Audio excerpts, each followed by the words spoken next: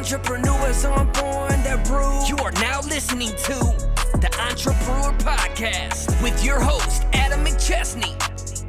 Let's grow! Welcome to the Entrepreneur Podcast. I'm your host, Adam McChesney, and I want to thank you for being here today. Thank you to AFCO Studios for all that they do in getting the podcast produced and distributed, along with sponsoring the show.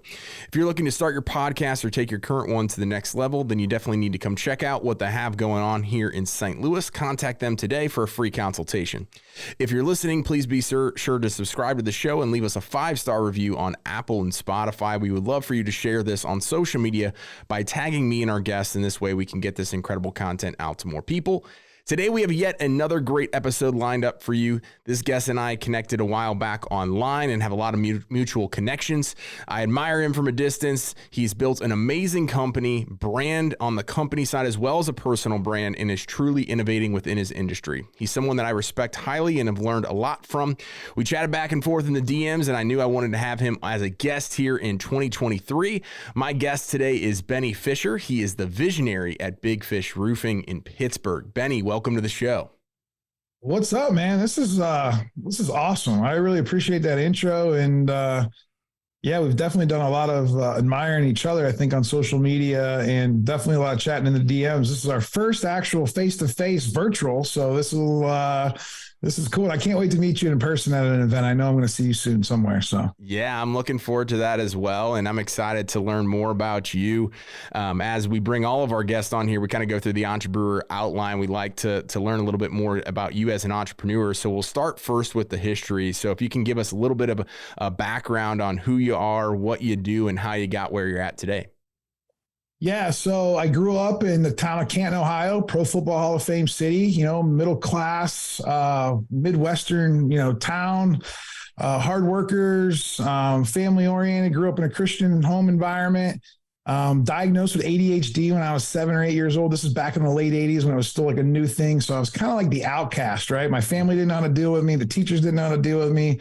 Friends sometimes would like me, sometimes wouldn't, because I could get annoying.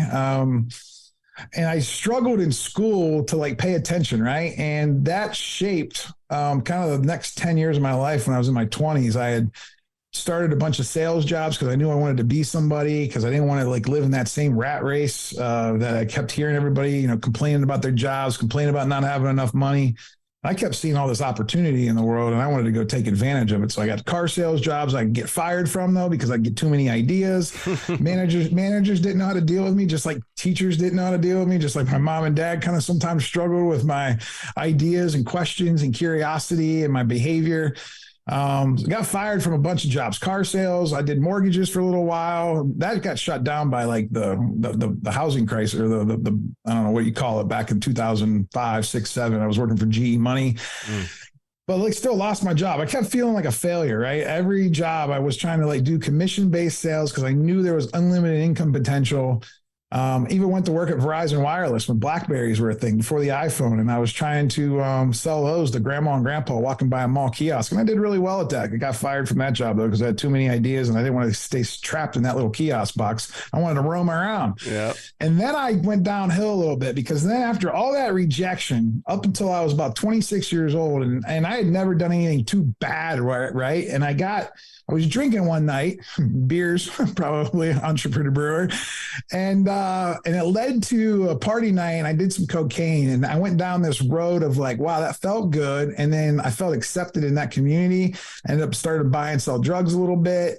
Like a low-level drug dealer, I would say. Got in trouble. I was actually homeless because I was actually bad at it for a while. I got evicted out of my apartment.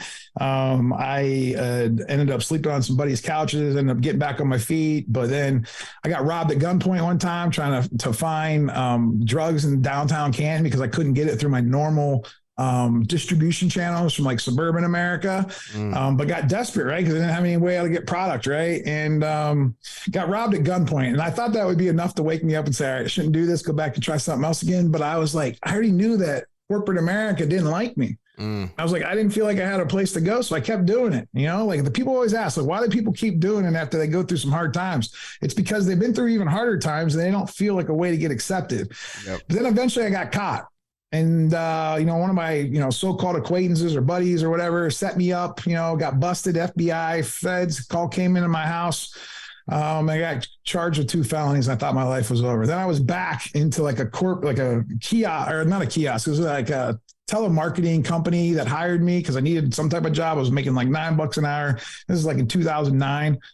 And I was just like, this is my life for the rest of my life. I'm going to be hanging out at this low level collections agency, calling telemarketing. And this was just not, I was good at it. Listen, I got really good phone skills. Let me tell you that through that job. But man, it felt like there was no opportunity. Like I have a felony on my record. I have no college degree. I quit college twice, because I thought I needed to go. And then my uncle calls me up and says, hey, buddy, I'm starting a commercial roofing company. And he had been in the roofing business for about 20 or 30 years. And he was finally going out on his own. He's like, I need some help in sales and marketing. And I know that you got a big heart and a lot of passion. And I know you don't like where you're at. I said, well, you move to Pittsburgh and help me out. I'm like, absolutely. And my mom said, what if he can't pay you every Friday? I'm like, Mom, and this is the same mom that said, don't do commission sales. It's not steady. And so I went down that path and worked with my uncle. And that's when I finally learned small business, right? From somebody that looked like me, talked like me, had a big heart, he was a little old school, right? Which is understandable. And I didn't realize that until I started seeing all this new technology and I started having these new ideas because I started investigating how to make my life easier at this roofing company and eventually me and him had the same issue that everybody else had with me. And eventually he fired me too. Not just because he didn't know what to do with me. I think he didn't have I realize now people don't have the training to deal with someone like me that has like high functioning ADHD that it just, I don't know how to explain it. That's a whole nother podcast, but if you're out there with it, you know what I'm talking about. Yeah. And then I was forced with a decision, right? Again, I was at a low point in my life. My uncle, who I love dearly, who I always looked up to, he said, you should go sell roofs for someone else. And I'm like, dang, man, here I go again. And I just had gotten married not too long before that. I had a baby who was 1 year old. And it was time to grow up. So I was like, you know what? I can do this roofing thing. And I said, I think I'm going to be better at residential because at the end of the day, I love that customer service. I love making people happy. And that's what I did. And I was, social media was starting to pop off in 2011, 12. So I was starting to really get into that. I was starting to listen to this guy named Gary Vee. I'm sure you've heard of him. And he was really influencing the way I thought about marketing and branding. I never really paid attention to marketing or brand. I knew what brands were, like Disney and Apple, but I didn't really pay attention to how they got there. Well, I started studying Walt Disney and Steve Jobs, and I was so fascinated. And then I was trying to learn how to use Facebook and all these small businesses in this small town. And I was in a suburb of Pittsburgh called Monongahela. And they didn't even know what Facebook was. They were afraid of it. And I was like, hey, just go on Facebook. Look, it's free. You can just go on here and post stuff and people will like it. And it's brand new and moms and dads and grandmas are getting on there. And I tried to help some small businesses with it because that's what I like to do. I like to help people that don't know what they're doing in certain areas. But I couldn't make any money really doing that because nobody really wanted to put any money towards it. Now everybody wants to put money towards it. Mm-hmm. And it's a thing now, but I used my sales ability, what I knew about roofing, and then my new love and passion for branding and marketing and created this little baby called the Big Fish Contracting Company. It had a cool cartoon logo, really similar to my podcast logo behind me. I have a hammer in his hand for the contracting company. And I just started with brand in mind, great customer service, repeat. And 7 years later, now I'm only working about 46 hours a week in that business. And now I get time for my other passions, which is content creation, helping other influencers, creating my own personal brand, doing some consulting work for other contractors, talking about branding and marketing and just having a lot of fun, man. Dude, what a story. That was quick. I tried to go real quick. You did. No, that was great. I appreciate you sharing all that. Cause obviously I learned, I know a little bit from the distance and some of the content, but I learned about 95% of that story right then and there. So that gives me, obviously a lot more information as well as the audience, but the growth that obviously had to happen throughout that time was incredible. And for you to see and understand and have the self-awareness that I think most visionaries, as you are, as I am as well, we understand that we just don't do well working for other people. And whether it's we decide to quit or we get fired or whatever it is, at some point, those things come to an end because we're just not meant to do that. And we go off and we have these shiny objects and new ideas and things like that, which is really cool. So one of the things that I kind of wanted to bridge, because I know you've posted content about it, is how have you made that transition to be able to work 4 to 6 hours a week? I know you've talked about EOS and kind of how you've been able to kind of delegate, elevate, and do all those things. But what was that transition like? Because I think so many contractors struggle to get to that point where you're at in your business. So there's two big, like what I call the hero journey story, right? Where you go to the bottom and then you go to the top, right? Well, I just shared the first one of like how I went to the bottom and then started a company, but I didn't share you the other hero's journey where I worked my butt off for the first 2 years, realized I didn't know how to manage people. I don't know anything about systems and processes. I've always been a high achiever and always wanted it for myself, but I thought everybody was like me. I was like, oh, I'll just hire some more people and we'll just it'll just work. I had no idea because I didn't know what I didn't know. All I knew is I wanted to do it different than everybody else because like everybody else is kind of stuck in that same, a lot of these contractors are just stuck, just doing enough to get by. They have a really high, they have a nice lifestyle business, right? They're making 150, 200 grand a year, but they got a small team. It's more money than they make in corporate America or a regular job. And it's just too cozy for them. And I'm like, but they're working their butt off. They're not allowed to take vacations. Like I watched it, man. I watched, other people in the roofing business. I watched my uncle. I mean, like now he's taking lots of awesome vacations, but he didn't take any vacations for like 30 years. I'm like, I don't want to wait 30 years to take a vacation. Yeah, no, not. I was destined to figure it out. And it was not because I was smart. I could tell you that. I went down through another low point. And so about 2 years into this journey, I'm on top of the world. I just bought a $600,000 house. I just got off the golf course at a country club. I had a brand new Hellcat. I had a Yukon Denali. I had all the cool stuff that everybody thought you wanted. And I thought I wanted it. And I thought that would make me happy. Here, my business was doing good on the outside, but I was the one having to work so hard to keep it all propped up, and then also be a family man, and then also be everybody to everybody. And I realized, I said, what used to make me just numb out and feel good? Oh, it was when I would do a couple drugs and just go drinking. And then I went down that path a little bit. Nobody really knew because I would do it at nights and on the weekends. And I would just kind of avoid my wife. And I would just say, oh, I'm working late. I'm going out, and then one thing led to another. And I started buying pills online because I needed to numb the pain out because I needed to not be drinking all the time. And I got one of those fentanyl pills. Not that many people know this story. And I didn't know it, right? And I just did my regular dose to keep me going. And next thing you know, I dropped dead. Luckily, one of my friends was on his way over to pick me up for a fantasy football draft. He had got there a minute before. He got there. He was downstairs. I was upstairs in my upstairs extra bedroom office. He found me on the floor. I woke up in the back of an ambulance. I didn't even realize what happened. I did realize it once, I woke up again in the hospital, but I was in a ICU for a day. They pumped me with Narcan, and I felt like an idiot. I felt like I'm like with those guys that you see on TV that what's up with these people that do drugs and they just keep going back? How stupid can they be? And I was that guy, and I was embarrassed. Nobody knew. My wife didn't know. My family didn't know I was back in that. The customers, my coworkers, the industry, I was by all sorts, I had it all figured out. But I was hurting inside, man, because I didn't have systems. I didn't have processes. And now through this journey, when I realized I can't go back to that ever again, I started digging deep. I started reading books. I started hiring consultants. I started getting help because I was I can't live like this anymore. I'm going to die. And that's when I figured, that's when I just, hired a consultant, told me to raise my prices, get some more processes, create an experience. And then I hired another consultant to teach me how to do sales and how to train sales, because I knew how to do sales, but I didn't know how to train anybody to do sales. I just said, follow me. And that wasn't enough. And so I figured that out. And then once I figured that out, how to delegate sales, and I looked at my company, I'm like, oh man, I got other issues. I'm not putting enough time into my marketing. Even though I was doing marketing enough, I had the brand in mind. I'm just kind of winging it. While I'm in the car, driving to my next appointment, posting on Facebook, got the cool logos. I got billboards up. I got truck wraps. I got the basic stuff down for the local, your local presence. But I'm not really dialed in watching watching any type of ad spend and doing any of that cool stuff digitally. Because I knew one day when I had time and I had somebody I could put towards it, it would be really good because you match that with the local presence. Yep. But then I found the book Rocket Fuel, totally changed my life.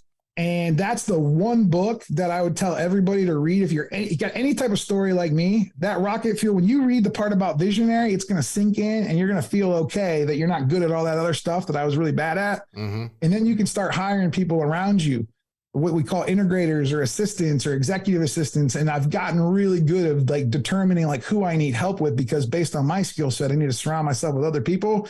And then the EOS framework, super simple for a guy like me to understand. I don't like following processes, but man, that's one that I can get behind because I know that it's going to save my life. Yeah. No. It's going to save my life. That's amazing. And I appreciate you sharing that story with the audience. I think a lot of people are going to get a lot of good takeaways from that. And yeah, I mean, it's just amazing how that tragic event really culminated into this much bigger thing that now has gotten you to this point. Because I think one of the struggles that entrepreneurs have is they look up to other entrepreneurs.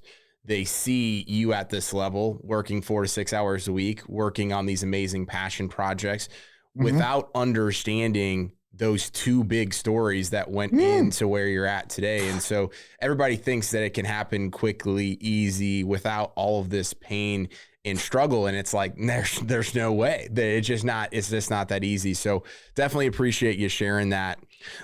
So another thing I'm interested to get your take on. So obviously you've had the success that you've had today and you've gone through all of this in terms of your journey. What are 3 key things that have made you successful in your businesses thus far?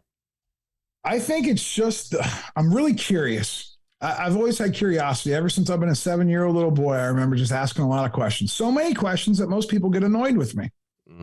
But I love asking questions because I'm like, I want to learn. I want to learn what I want to learn. I hated school because like, I liked some of the classes. I didn't like some of the classes. As soon as I got bored, I didn't like it. So if you aren't good at school, don't think it's because you're not smart. You just need to be more curious and ask the right people questions. So curiosity, enthusiasm, optimism, right? So like having that, like, childlike, just never forgetting what you felt like when you were 7 years old, when like the world was perfect.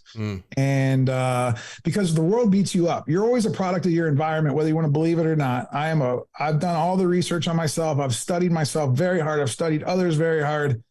We're all products of our environment. And once you understand that, you can kind of like be okay with it. You can forgive. I'm not blaming anybody. I'm not blaming my parents and I'm not blaming my teachers because they didn't, they're only products of their environment, right? Like they only know what they know. And so once you can kind of let go of the past and then start working on the future, and to me, like that was like the unlock over the last 2-3 years. I've done a lot of therapy. I've had time because I've developed these systems and processes in my business. I haven't had to be like drinking, out of the fire hose, putting out fires all the time because I've had really good people around me. I've been able to work on myself, through, peer groups and coaches and mentors and training. I've spent probably close to $1 million. I don't even like to say that number because it sounds like a lot of money, but yeah. I'm always investing, conferences and events. And then the other thing is persistence, never stopping, never giving up. As soon as you hit a wall, man, you gotta break through that wall. I actually like to run into walls on purpose. I call me a little crazy, but like, cause why I know? Cause that's where the growth is. Yeah. And I don't want to have to hit rock bottom to have to grow again because I had to do that twice. And that's no way to do it. So if you're listening right now, I'm telling you right now, there's another way to do it. You just have to develop some skills to where like, you don't have to hit rock bottom to keep growing. You just have to really love yourself and be excited about your vision. I love what you talk about, obviously with literally seeking out discomfort, seeking out the uncomfortableness and being okay with that because the growth comes on the other side, as well as talking about working on yourself. I think that so many people look at investing in themselves or investing in team members or whatever they're investing in, whether it's coaching or consulting or conferences. They look at it as expenses and they're like, okay, I could literally be making double what I'm making right now. Like I had somebody tell me that the other day. They're like, hey, you're hiring all these people and you're investing in all these coaches. And I'm like, that helps me stay afloat as an entrepreneur and myself personally. Because if I had to take on, if I didn't have an integrator, if I didn't have a director of client success, if I didn't have all these other things, that all falls back to me. And I don't want to be that person because I've been that person where I have to work 18-hour days just to make a little bit more money and be just miserable. And I don't want that. So I would love to hear your thoughts on, because I think a lot of people, we work with mainly contractors, and a lot of contractors are reluctant to make those investments, whether it's in employees or coaches or consultants, things like that. Why do you think that people don't want to make those investments to make their lifestyle better, and why do they look at it as expenses? Well, they don't. It's not their fault. They don't know what they don't know, right? Because they've never tried it probably. And if they did try it, they didn't give it long enough, or they didn't go in with the intensity or the passion, right? And they didn't stick with it long enough. It's kind of like going to the gym, and I really struggle with my weight, my eating. That's the last thing, my physical. And like, that's the last thing I got to work on. I had to get my mind right. Right. And so I'm going to be working on those things. Yeah. But I think the biggest thing is it's fear, it's insecurity, it's this need for money. You know, you feel like you need money because we grow up with not enough of it. And then our parents tell us we don't have enough. They don't have enough. Nobody's got enough. And you're just surrounded by it constantly. So then you think that you can save your way to wealth. You can't save your way to wealth.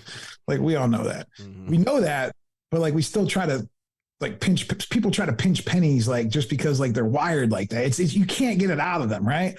And so like, you just have to, you have to trust. You have to trust someone like you, Adam, or someone like me that has a story that's actually worked, and then maybe find a referral. You know, like right now, like I'm working with a firm called Contractor Dynamics, where we actually train roofers on how to take control of their marketing. So when they hire a marketing agency, they know how to hold them accountable, and they can have a two-way conversation. It's more successful for the marketing agency, and it's more successful for the contractor. Because you, as well as I know, is like, that's like, contractors don't know anything about accounting and anything about marketing. Yep. They know sales and operations, because usually that's where they were at. They were either a sales guy that turned into a business owner, or an operator, a roofer, or a construction guy that turned into a business owner. And then usually like sales is kind of easy if they know how to install, and you know, sales is kind of easy if you have a good install team. But marketing and accounting are like foreign freaking worlds. And guess what? Accounting's pretty the same over and over again. Marketing's always changing. It's like the ocean. It's never ending. It's like the black hole of the universe, because you'll never get enough. Yep.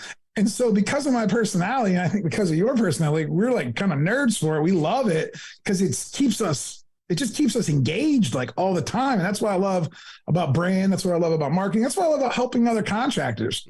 That's what I love about helping people on my team. Yep. You know, because if I help people on my team, they're going to help my customers, right? You got to start with helping your customer first. Then you got to start with helping your team. Then you got to start helping your leadership team. Then you got to start helping your industry. And then you can really start changing the world. Oh yeah. No, that's awesome. I love your responses there. Appreciate you sharing that.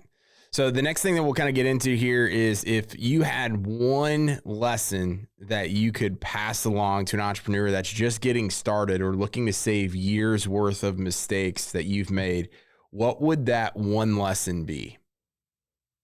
One lesson. Years of mistakes. You know what? This is a tough question, because I feel like the mistakes for me, like the failure, I've learned quicker through failure rather than through theory. But that's just me personally. Yeah. So if you have my personality, I always say fail fast. Don't be afraid to fail fast. Now, if you have more of a like stop, got to analyze, more of like a thinker, like I would say find a coach or a mentor that can get you to help you make decisions a little bit faster, because decision making comes really quick for me, but it's natural. You know, I think I'm wired like that for whatever reason. So yeah, I would just say it's two different answers for two different types of people, right? If I could just, you know, there's 10,000 different types of people out there, really. Yeah. But if you just take like, you know, the sales and marketing guys versus the operations and accounting people, just to put everybody in a bubble. Yeah. You just need a little bit more of the other person in your life. And you need a partner, you need to study, you need to do something to get your knowledge up to where you're weak at, to whether, and I wouldn't say go out and try to be the best at like, you know, something that you're not good at. I would say get to a knowledge base to where you could hire someone, partner with somebody, have a conversation with somebody. And that, I think, is the best piece of advice I could give to everybody, is find what you're weak at, learn enough about it. Don't spend too much time. I always say triple down on your strengths and like, you know, get people around you for your weaknesses, right? Because you need people. Yeah. It's inevitable. If you're an entrepreneur, if you're an intrapreneur or a solopreneur, you don't need people. Yeah. You do. You need customers, you need coworkers, whatever. But if you're an entrepreneur, a real entrepreneur, You need all kinds of people. Oh, yeah. You need customers. You need employees. You need leadership team members. You need vendors. You need subcontractors. You need vendors. You need industry people. You need coaches. Man, I mean, you got to be surrounded with people to be successful. Oh, yeah. Yeah. No, that makes all the sense in the world. That definitely the people aspect is one of the biggest assets that you have. And it's the connections, it's the networks, it's the vendors, it's all that stuff. So appreciate you sharing that. The last thing that we'll talk about here before we wrap up the episode is kind of the distribution within our entrepreneur process. So talking about what is next for you, what is next for your companies. I know you got some exciting projects, things like that you're working on. So tell us about what the future holds for Benny Fisher. And so I don't really recommend anything I'm about to tell you to most entrepreneurs unless you really understand systems and delegation and elevation. So that's a disclaimer, because I always preach core focus, right? And if I'm about to tell you I'm not focused, because I have a contracting company, but I'm not in the day-to-day anymore. And they actually do better without me in the day-to-day because I like to screw stuff up because I got all these ideas, right? Oh, yeah. And so now I've realized, okay, it's better for me to step back. Well, I'm not a retirement kind of guy. I'm not going to just go lay on the couch. I mean, I could, and I'd make decent money, but like, I'm not in it for the money anymore. Yeah. Thought I was my first year or two. And I realized, no, it's more about helping other people. That's why I got into this. I didn't realize it. Because once you can eat and once you have a house, once you have a car, you can't live in more than one house at one time. You can't drive more than one car at one time. You can't go on more than one vacation at one time. Once you get all that stuff, it's like, all right, what's next? Yeah.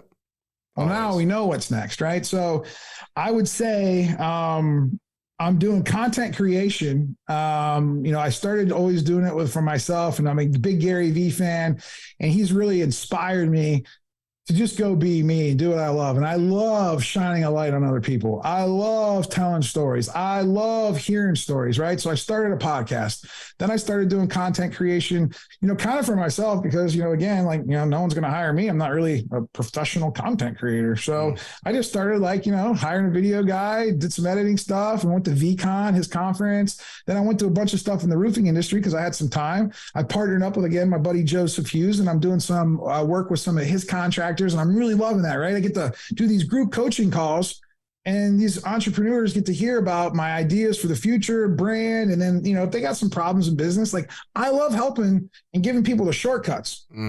Because I never had anybody give me the shortcuts, until it would save me a lot of time. I'm giving the game away. Right. And I know you do too, right? Why not? It's only going to help everybody else. And so that's it. I'm really focused on building the personal brand, building the local construction brand. But you got to remember, I realized after about 5 years in business, my identity was tied to my contracting company. When the contracting company was doing good, I was doing good. When I was doing bad, I was doing bad. I was like, this isn't healthy. I said, because I'm still a human. If my business failed tomorrow, does that mean I'm a failure? Nah. I've learned that through therapy and through lots of mental health treatment. Yeah. And so it's easy to say for me now, and I really do believe it because it is true. Once you can have your identity tied to yourself and you can be fully engaged in who you are and do what you love to do and not worry about what everybody else thinks and just keep being you and being authentic, that's all that really matters, and do what you love to do. And guess what? If you do what you love to do and you get really good at it, you're going to get paid to do it. I promise, if you're looking for the opportunity.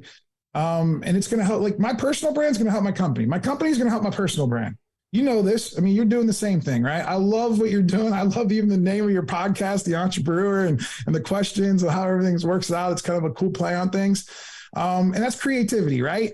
And I think that that's all I want to do. I just want to show people that you can do whatever you want if you put your mind to it and you have enough persistence, enough curiosity, and enough enthusiasm. You can really just do whatever you want in life, and just, whether you want to be a beach bum and sit on the beach all day and maybe host some meditation classes on Zoom, you could do that. Yep. You could be a basket weaver in Switzerland if you want. You can literally do anything you want in this world. We live in the greatest world ever, in the greatest country ever. Opportunities are everywhere. Everywhere. No, I love that. And there was so much good insights and nuggets to pull away from this episode, but I just want to highlight one thing that you mentioned, because I think it's very profound, is that you don't want to tie your identity to your business. And that's one thing that I struggled with for so long in the very beginning, because people started to do business with me in my company because of Adam McChesney. And in the beginning, that was fine because it was just me. But as I've grown and scaled my team, I am just a very, very small piece to the actual customer experience. And so to you entrepreneurs that are out there, regardless of where you're at in business, have those separate identities. And even if you are the main person in your business, don't tie yourself to that, because you don't want to be tied, especially if something goes wrong. You have that in the back of your mind. So I just wanted to highlight that there. Amazing stuff. So Benny, thank you so much for coming on today's episode, man. It was a great time. I really appreciate you taking the time out of your busy schedule. Where can people find out about you on social media, websites, things like that? We'll put that in the show notes here. The easiest thing is you can just go to bennyfisher.com. Perfect. I think my socials are on there. I don't have it fully developed because I just started a year ago, so don't judge me too much. But, it's obviously just a good place. All my socials are there. If you want to get in touch with me, you can get in touch with me there. You can book my content team. You can, I do workshops every once in a while. I do some consulting. I'm really protective of my time lately, just because I realize I just had a baby too. So I have an 8-year-old and I have an infant, and it's life is good, and it's fun. But yeah, bennyfisher.com. And if there's anything I can ever help anybody with, just hit me up, man. Awesome. We'll put that in the show notes. Thanks again for coming on, man. Thanks. It's been great having me. And I want to thank you again to the audience for tuning into today's podcast. Please be sure to subscribe, download, and share our content. Leaving a 5-star review goes a long way. And thank you again to Half Coast Studios. If you're here in St. Louis and looking to start your podcast or take your current one to the next level, come check out what they have going on. We'll see you all next week. And remember, entrepreneurs aren't born, they are brewed.